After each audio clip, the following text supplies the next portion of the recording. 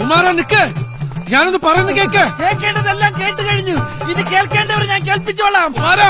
നിവിൻ പോളിക്കെതിരായ പീഡനക്കേസിലെ നിർണായക തെളിവുകൾ റിപ്പോർട്ടർ പുറത്തുവിടുന്നു. സത്യം പരമാത്രം. അതെ. ചുമ്മാരി. എന്താ നിനക്ക് പേടിയുണ്ടോ? ഏയ്, എവര് പേടിക്കും. എന്നാ പേടിക്കാൻ വരട്ടെ. പേടിക്കാനുള്ളത് വരുന്നേ ഉള്ളൂ.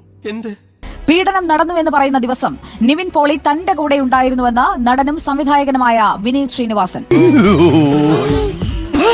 ആ ഓർഡർ എനിക്കൊന്ന് കാണണം. അങ്ങനെ കണ്ണിക്കണ്ട ഡൂക്ലി പോലീസുകാരെ കാണിക്കാനുള്ളതല്ല മേനകാന്തിയുടെ ഓർഡർ. 2023 ഡിസംബർ 14 നിവിൻ ഉണ്ടായിരുന്നത് വർഷങ്ങൾക്ക് ശേഷം എന്ന സിനിമയുടെ സെറ്റിലാണ്. മൈൻഡ് ചെയ്യാതിരുന്നാ മതി. നിക്കക്കളിയില്ലാതെ ചെയ്യുന്ന ഓരോ കോപ്രായങ്ങളാ. എറണാകുളം ന്യൂക്ലിയസ് മാളിലായിരുന്നു ഷൂട്ടിംഗ്. 15 പുലർച്ചെ 3 മണിവരെ നിവിൻ തന്നോടൊപ്പം ഉണ്ടായിരുന്നു. എന്നാ ഞാൻ ഇനി ഒരു സത്യം പറയട്ടെ. മോർഫിംഗ്, കമ്പ്യൂട്ടർ ഗ്രാഫിക്സ്, മൊത്തം ഗ്രാഫിക്സ്. അതെ, ഡിസംബർ 14 രാവിലെ തൊട്ട് നിവിൻ നമ്മുടെ കൂടെ ഉണ്ടായിരുന്നു. വെറുതെ ഇങ്ങനെ ഓരോ റൂമിലും കയറി വന്ന് നട്ടാ കുരുക്കഥ നുണകൾ പറയല ഇവന്റെയൊക്കെ ഹോബി.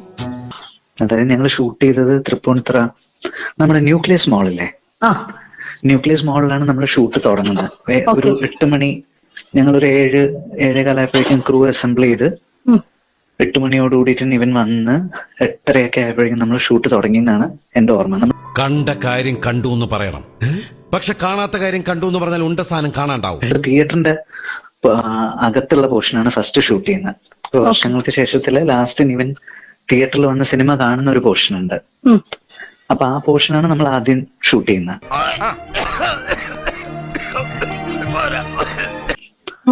അത് ഷൂട്ട് ചെയ്ത് നമുക്കപ്പോ ഈ ക്രൗഡും ഉണ്ടല്ലോ, ക്രൗഡായിട്ട് അഭിനയിക്കുന്ന ആളുകളും ഒക്കെ ഉണ്ട്. അപ്പം നിങ്ങൾക്ക് ഇത് പ്രൂവ് ചെയ്യാൻ വലിയ മെനക്കേടും ഉണ്ടാവില്ല.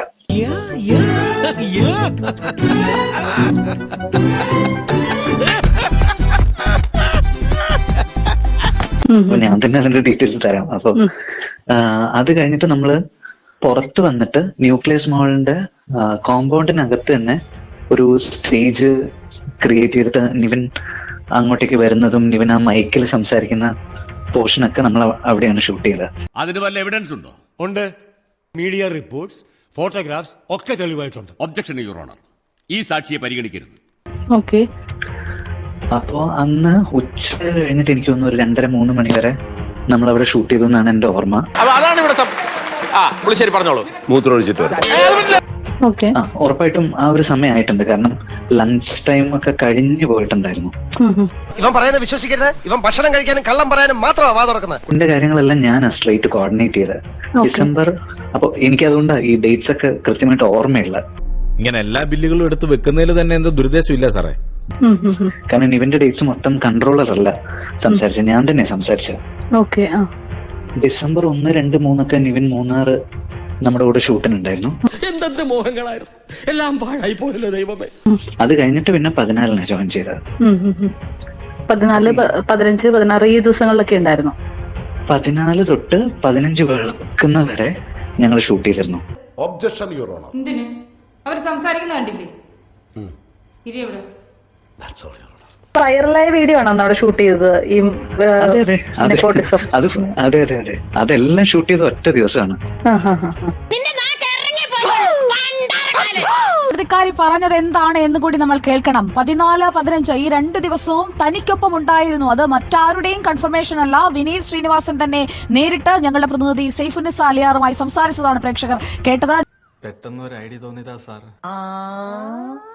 ഇങ്ങോട്ട് വന്നേ നീ, എന്നിട്ട് ഇങ്ങോട്ട് നിന്നേ നീ.